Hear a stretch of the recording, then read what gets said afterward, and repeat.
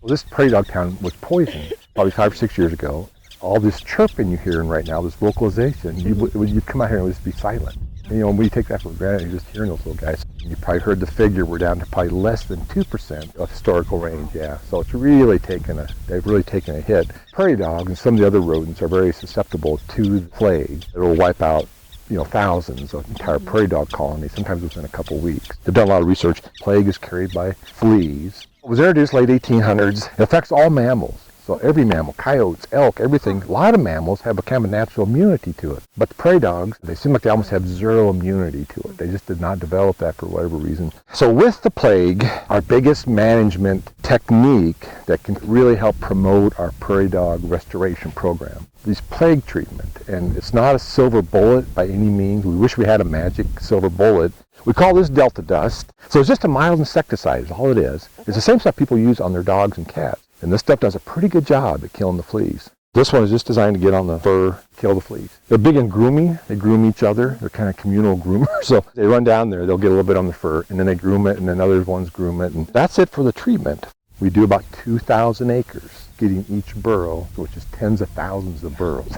It's a very labor-intensive effort. And one of the problems with the dust is that the fleas, they think, and they've shown it on research, can build up an immunity. So about every 7 or 8 years, they recommend switching techniques. This is fipronil bait, and it's another real mild insecticide. And fipronil is used commonly by vets for dogs and cats, to treat fleas, to kill fleas. So all we do is, for each burrow, we just walk up and do that.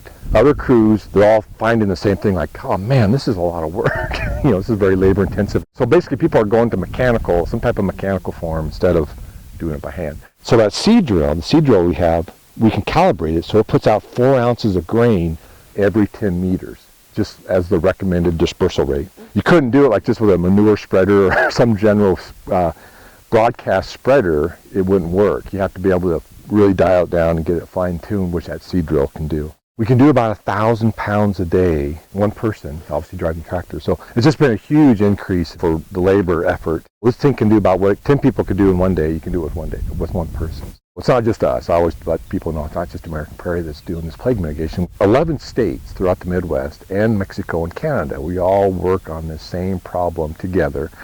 The same issue. It's headed up by Fish and Wildlife Service, so it's a real good partnership, a lot of collaboration, a lot of good people working on it. We have a lot of different vet biologists from different agencies, and then private organizations are welcome, to that working group too. So we've been a part of that working group for many years. But just having these prairie dog colonies themselves is a real unique piece of prairie ecology, and sometimes people forget. They're always talking black-footed ferret, and the poor prairie dog gets kind of shoved to the side. We have a core recovery area for prairie dogs that's designed to get black-footed ferrets for our black-footed ferret reintroduction program. The Fish and Wildlife, and they've done a lot of different research, basically 1,500 acres is kind of what they have determined is a nice size that can be a self-sustaining prairie dog colony for a couple pairs of breeding black-footed ferret.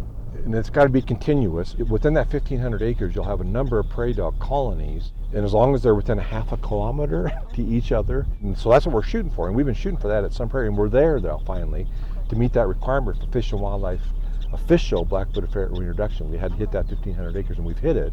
We have additional 2,000 acres of prairie dog colonies on all the other property together.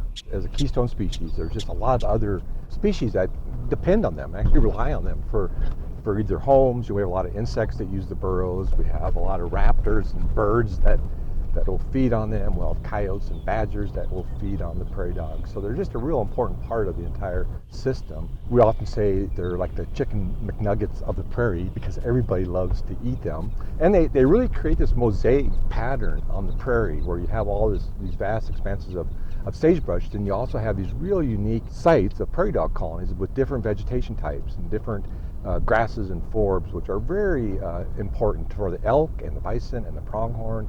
The sage grouse, we'll see sage grouse leks on the prairie dog colonies and sharp tails. So many prairie species have evolved with the prairie dog for thousands of years. It makes them such an integral part of the prairie landscape.